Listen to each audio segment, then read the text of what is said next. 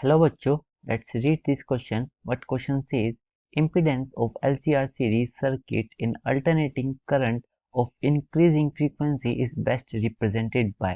तो हमसे पूछा गया है कि आपका LCR सीरीज में जो इम्पीडेंस है वो इंक्रीजिंग फ्रीक्वेंसी के साथ किस तरह वेरी करेगा और हमें ए बी सी डी ये जो ऑप्शन है इसमें ग्राफ दे रखे हैं। तो क्वेश्चन करने से पहले मैं आपको इस क्वेश्चन से रिलेटेड की कंसेप्ट बता देता हूँ कि इस क्वेश्चन में की कंसेप्ट क्या यूज होगा। अगर आप इम्पीडेंस का फॉर्मूला जानते हो, ये होता है under root of R square, R is resistance, plus mod of X L minus X C का स्क्वायर। और आपके पास ये जो फॉर्मूला आया है इसमें हम एक्स एल और एक्स सी को ओमेगा की टर्म्स में भी लिख सकते हैं। जो एक्स एल होता है this is nothing but omega into L, and आपका जो एक्स सी होता है दिस इज 1/ओमेगा इंटू सी। और अब आपको दे रखा है कि आपकी फ्रीक्वेंसी इंक्रीज हो रही है। हम ओमेगा का एक और फॉर्मूला जानते हैं दिस इज 2πf। अगर आपकी फ्रीक्वेंसी इंक्रीज होगी तो फिर आपका ओमेगा भी इंक्रीज होएगा। अब हम इसमें एक्सएल और एक्ससी का भी रिलेशन देख लेते हैं।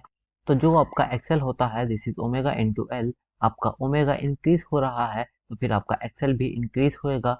एंड एक्स सी जो है दिस इज 1/ओमेगा सी, आपका ओमेगा इंक्रीज हो रहा है। इसका मतलब डिनोमिनेटर बढ़ रहा है तो फिर ये पूरी क्वांटिटी डिक्रीज हो रही है, और पूरी क्वांटिटी डिक्रीज हो रही है इसका मतलब ओमेगा बढ़ने से आपका एक्स सी डिक्रीज हो रहा है। बस हमको यही दो यहाँ पर रिलेशन चेक करने थे कि ओमेगा से एक्स एल और एक्स सी पर क्या इफेक्ट आएगा। हमने ये चेक कर लिया। अब हमारे लिए ये क्वेश्चन काफी इजी हो चुका है, क्योंकि जो हमारा ग्राफ बनता है ये जेड है और ये आपका ओमेगा है, फ्रीक्वेंसी है। तो ये कुछ इस तरीके होता है कि ये जो ग्राफ है ये कुछ इस तरीके से कर्वेचर शो करता है, और यहाँ पे ये अपनी मिनिमम वैल्यू अटेन करता है। और इस मिनिमम वैल्यू को लेट्स से ये एफ आर है, this is nothing but resonant frequency, resonant frequency. और ये रेजोनेंस फ्रीक्वेंसी पर जो आपकी जेड की मिनिमम वैल्यू होती है ये रेजिस्टेंस के इक्वल हो जाती है, बिकॉज यहाँ पे X L is equal to X C के बराबर हो जाता है।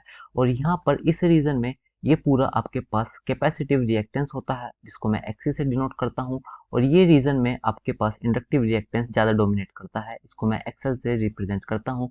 तो फिर आपका जो ग्राफ का कर्वेचर है वो कुछ इस तरीके से शो होने वाला है। एंड अपने ऑप्शंस चेक करते हैं जिसमें हमारा इस तरीके से कर्व शो होएगा। वो थर्ड ऑप्शन है। देखो आप यहाँ पे देखोगे कि जो एफ आर है this is nothing but resonant frequency, और यहाँ पर जेड की मिनिमम वैल्यू है, और ये मिनिमम वैल्यू मैंने बताया रेजिस्टेंस के इक्वल होती है। तो यही हमारा थर्ड ऑप्शन सही होने वाला है। I hope you guys understood this. Thank you so much. Take care.